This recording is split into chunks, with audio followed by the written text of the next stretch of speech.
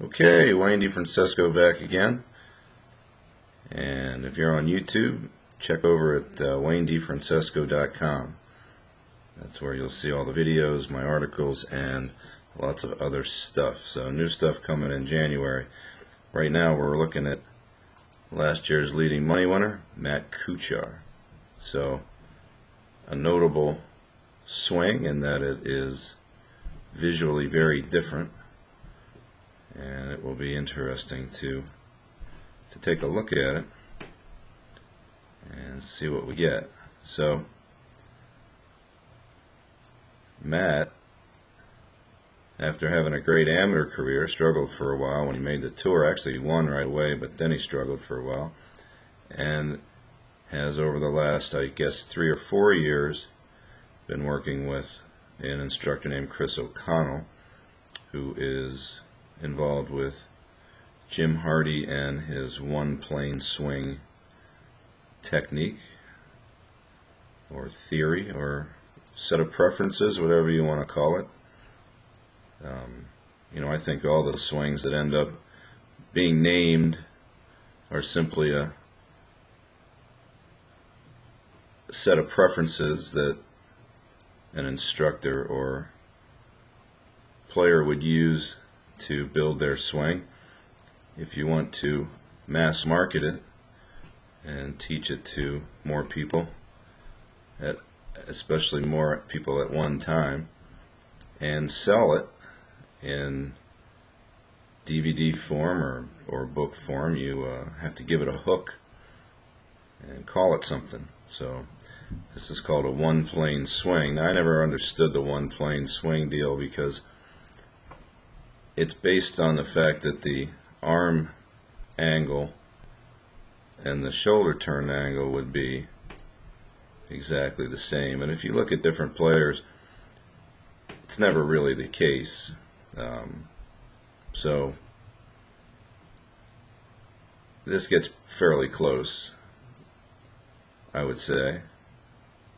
But normally the shoulder angle will look out a little bit. So it gets pretty vague. So when somebody would come up with a question and say, look, it doesn't really match, I said, well, it's not really going to match exactly. It's sort of like that. So a lot of things are sort of like something.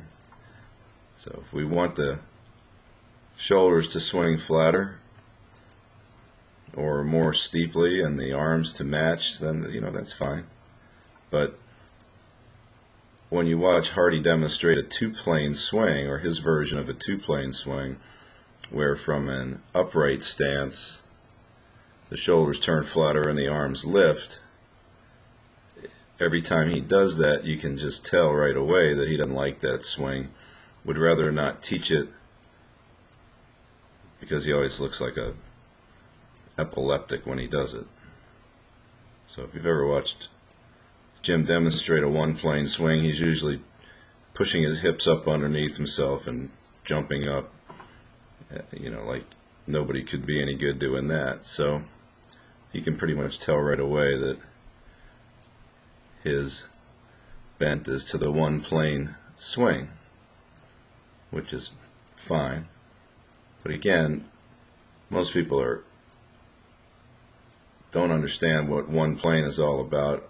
It's about left arm and shoulder angles, not about the way the shaft moves. Now, it's interesting when you watch Kuchar, and this is something that you will not see from just about anybody else. The club is so far in toward the body and so far under the shaft plane that at the point where I'm normally drawing the second plane line, this is the only person I've ever seen who's underneath the shaft plane.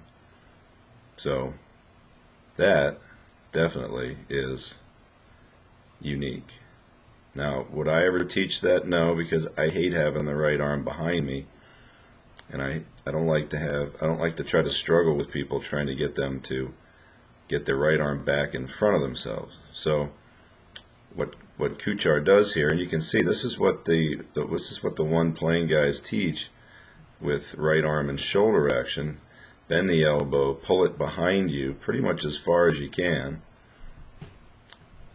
The elbow will eventually stop and the club will flip. The forearm is pretty vertical, and that gives you the elevation there. So if we look at the end result here, we go from 53 up to 62. Now if you remember, or if you watch the Steve Stricker video, you'll see a completely different method to get the club back almost in the same spot, although the right arm would be more in front of Stricker because he takes the club more out away from him and then rounds the thing off. So we've got he's pretty tall, Matt. He's got a fair amount of bend here in the spine. But you can see even here the shoulders really at the end don't turn exactly on the spine angle. And also it's pretty difficult to try to figure when you're drawing lines on spine angles just exactly where you're connecting the dots there. But anyway, what we notice now is that with that right arm and shoulder, the shoulder blade and the right upper arm are so far back there that he does about the only thing that you could do to make this work, in that the club will shift out over the takeaway lines, but they were so far back, so deep, that when he comes down, he manages to get his hands, and this is really the key, he manages to get the approach back into the circle. Now look where that club's coming from. It's just right on the money. Now this is something I would teach. I just wouldn't teach how he got there. Now he may be trying to draw it on. This is obviously 16 at Augusta.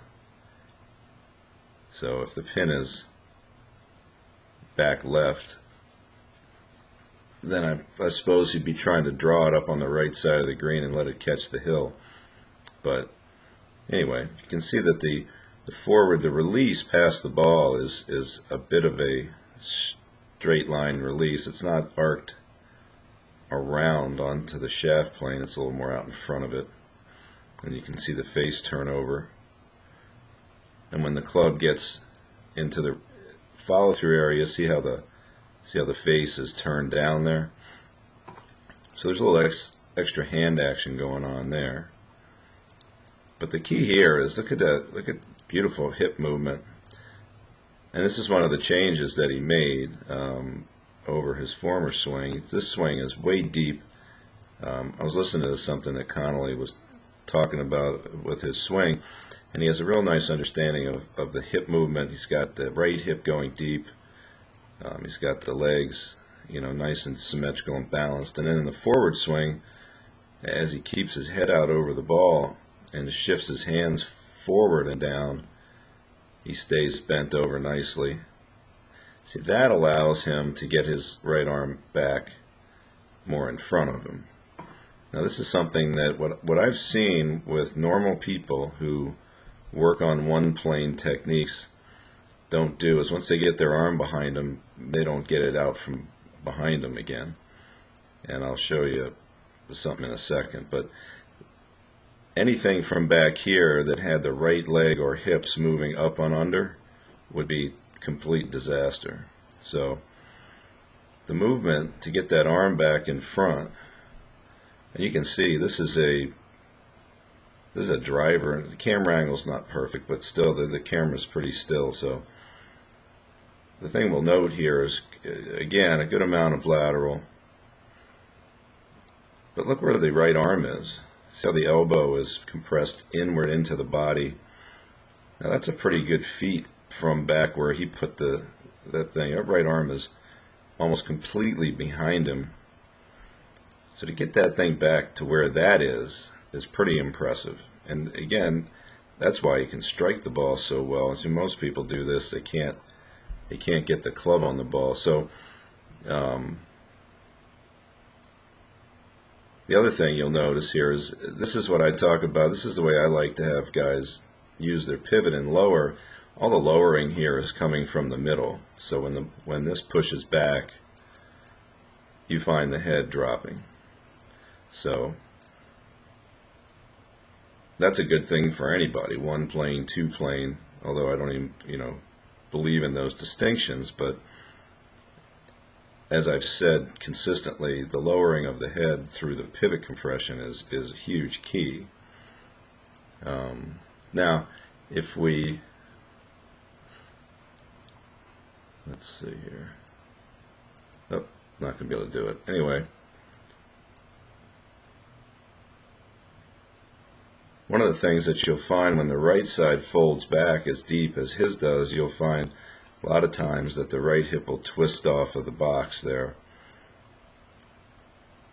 But he does a great job of just pushing just enough and getting the rotation in there to get to the ball.